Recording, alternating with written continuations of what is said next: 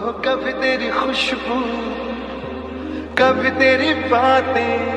আচ্ছা, থাম্বনেল দেখে কে কে অবাক হয়েছেন বলেন তো? আমি কিন্তু সত্যিই ১২,০০০ টাকার এই ড্রেসটা মাত্র ৭০০ টাকায় রিক্রিয়েট করে ফেলেছি। তো সেটাই আপনাদেরকে আজকে দেখাবো। চলেন দেখা যাক। আমি ফার্স্টে ২ টা শাড়ি অর্ডার করে দেই একটা পেজে। তো সেখান থেকে আমার শাড়িগুলো চলে আসে আর আমি কাটিং করতে বসে যাই।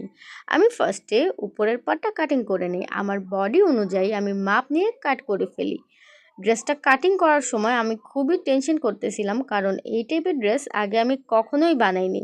যেহেতু ফার্স্ট বানাতে যাচ্ছি তাই একটু নার্ভাস লাগতেছে, মনে হচ্ছে আমি কি পারবো।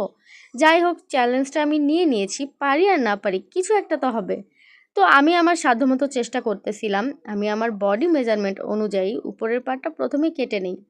এখন নিচের পার্টটা কাটিং করে নিব। নিচের পার্টটা কাটিং করা একদমই সোজা, রুমাল সেটের মতো ভাঁজ করে কাট করে নিতে হবে। এখানে আমি আমার কোমরের মেজারমেন্ট অনুযায়ী ৪ ভাগের ১ ভাগ দাগ দিয়ে নিব।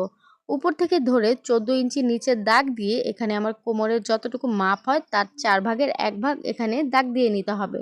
আর নিচে যতটুকু আমি ঝুলন্ত চাই, আমার লম্বার সাইজটা যতটুকু, বডির মাপটা রেখে আমার সেই মাপটা পুরাটা ধরে এখানে দিয়ে দিতে হবে।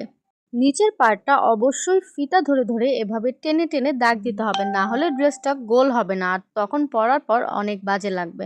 আর আমি এভাবেই চারপাশে গোল করে দাগ দিয়ে নিলাম। এখন আমি কাটিং করে নিব। আর ড্রেসের মেইন প্রবলেম হচ্ছে কাটিং করা। কাটিংটা যদি সুন্দরভাবে করা হয়ে যায় তাহলে শিলাতে আর বেশি কষ্ট হয় না। এই জন্য মেজারমেন্ট অনুযায়ী সুন্দর মতো কাট করাটাই সবচাইতে কষ্টকর হয়ে যায় আমার কাছে।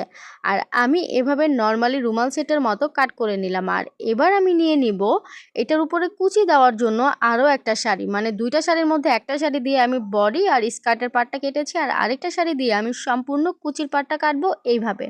এখানে আমি ৩টা পার্ট কাটিং করে নেই, আর এই ৩টা পার্ট আমি একসঙ্গে কুচি দিয়ে আমি ৪টা লেয়ারে তৈরি করব, আর ৪টা লেয়ার আমি স্কার্টে বসিয়ে দিব। ফাইনাল লুকটা আপনাদের কাছে কেমন লেগেছে অবশ্যই আমার কাছে জানাবেন। এই ড্রেসটার সঙ্গে আমার ড্রেসটা কতটা মিল হয়েছে আপনারা অবশ্যই কমেন্টস করে জানাবেন। এই তো ফাইনাল লুক।